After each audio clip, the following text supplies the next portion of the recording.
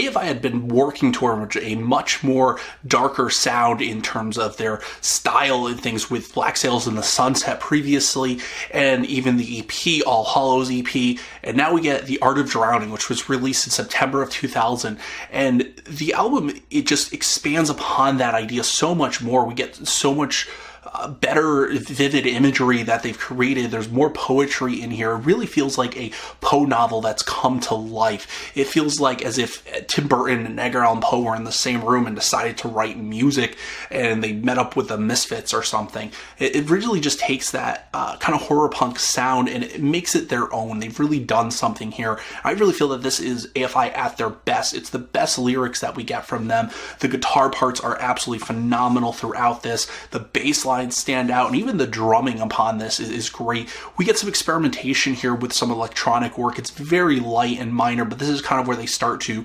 break out a little bit more into that, and we get some more theatrics here versus Black Sails in the Sunset, which was a little bit more straightforward in terms of its sound, and Art of Drowning kind of expands that a little bit more, and it is a bit more open, it's a bit more theatrical, it's a bigger sound overall. You could hear it in a lot of these songs on here, particularly the ending track, Morningstar. You really kind of hear that. It's reminiscent of God Called in Sick Today, but it's just taken to the next level on here. You still get some pretty straightforward hardcore songs, I would say, like To Catch a Hot One, for instance, and Smile is another one that really just has that aggressiveness and that straightforwardness.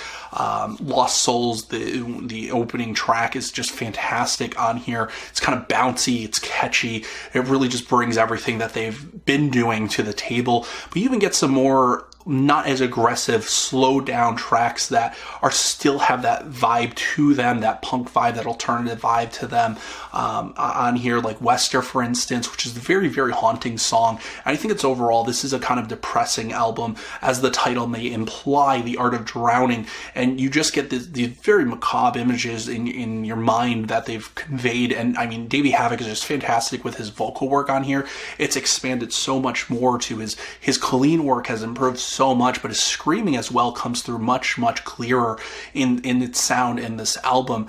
And honestly, this is probably my favorite AFI album. It's one I went back to and listened to a lot more, and I listened to as regular. It's actually one of my most listened to albums of all time, and there's a reason for it, just because, again, I feel like this is AFI at their best. I think they are doing everything that they can on here and more. They've expanded themselves. They took that sound that they were exploring, all the way back from Shut Your Mouth and Open Your Eyes and through Black Sails in the Sunset and the All Hallows EP, and they've just taken it to the next level, and I think they've just stepped things up tremendously. And mind you, they're still on a fairly independent label here, so they're not commercialized. While they did see some radio play with this and a music video for Days of the Phoenix, for instance, which got some play on MTV2, I believe, as well as like Much Music or Fuse, whatever it was back then.